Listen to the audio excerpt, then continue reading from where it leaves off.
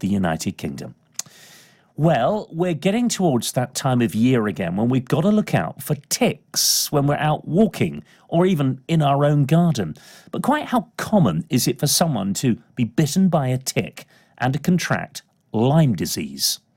Joanne Baskett from Swindon has been telling me about the impact that Lyme disease has had on her life. To be perfectly honest, it changed everything. I lost my job, my career, my home and my relationships. I've been bedbound now in my 10th year.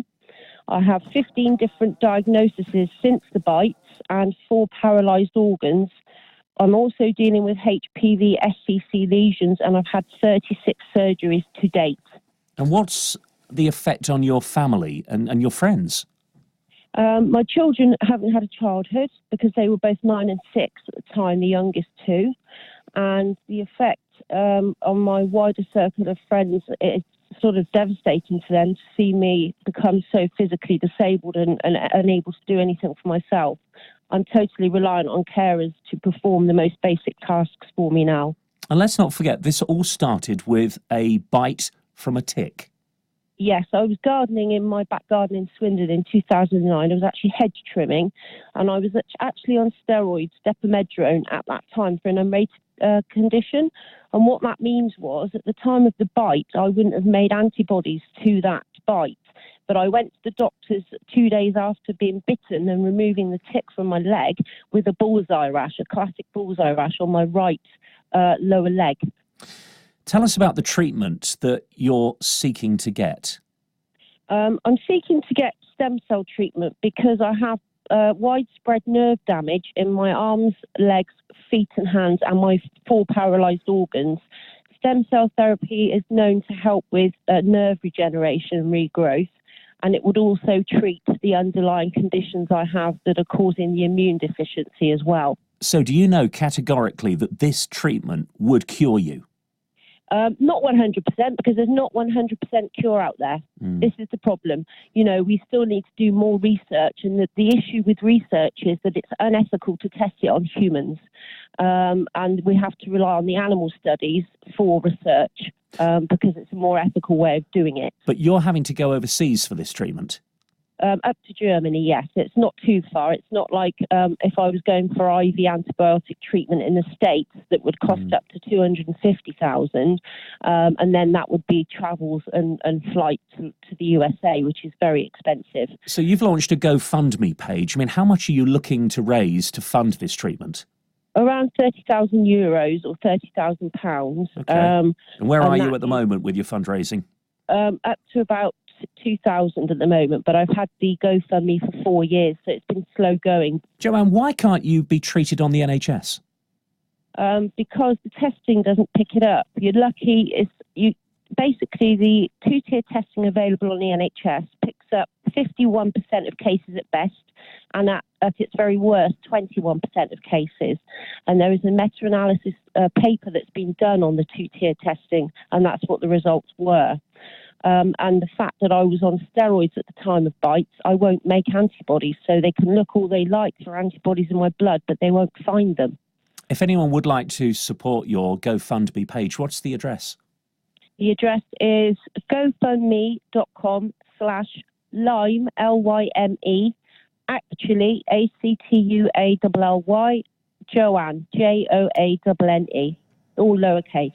Joanne Baskett from Swindon telling me about the impact that Lyme disease has had on her life. Well, we have contacted NHS England as well as the Wiltshire CCG, asking them for their comments on this, but we've yet to hear back from them. But I will be speaking next to Lyme Disease UK about, well, quite how rare it is to contract the disease, to get Lyme disease from a tick.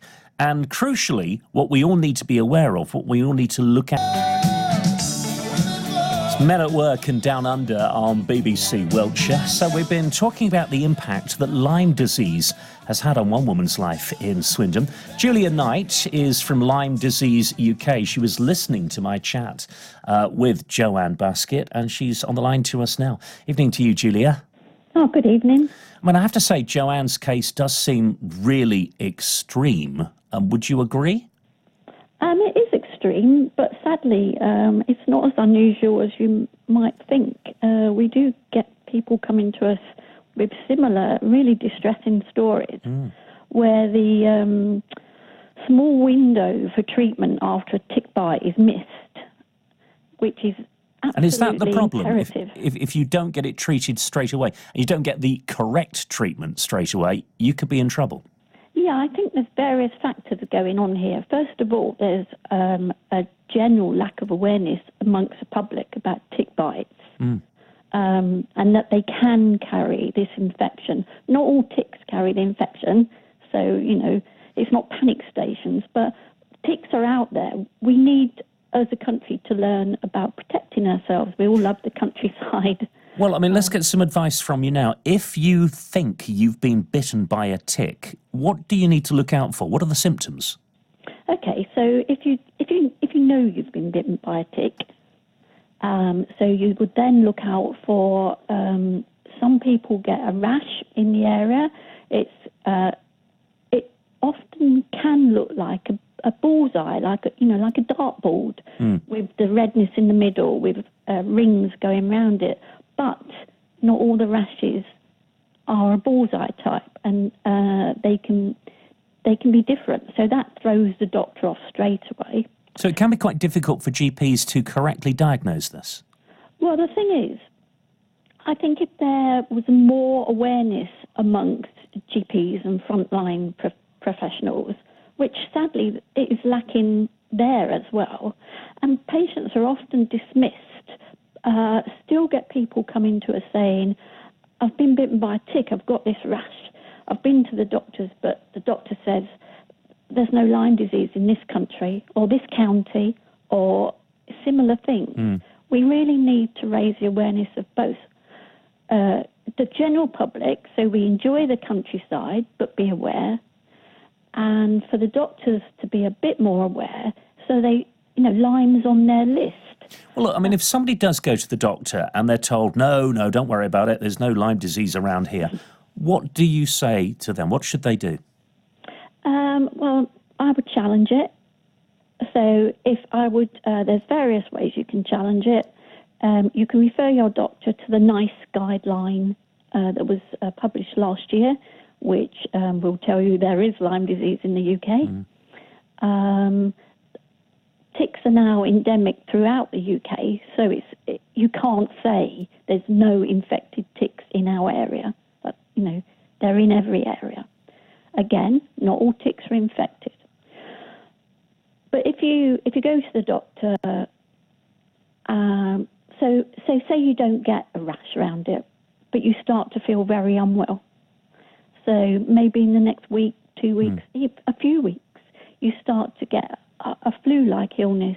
Maybe at the time of the year we don't normally get flu. So headache, stiff, achy neck, fever, feel very unwell, achy joints. It can be a mix and match of all those things. So, that is difficult for a doctor if you're going there saying, I've got all these symptoms.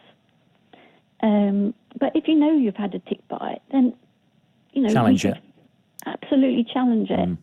The problem is that not everybody sees a tick that bit them.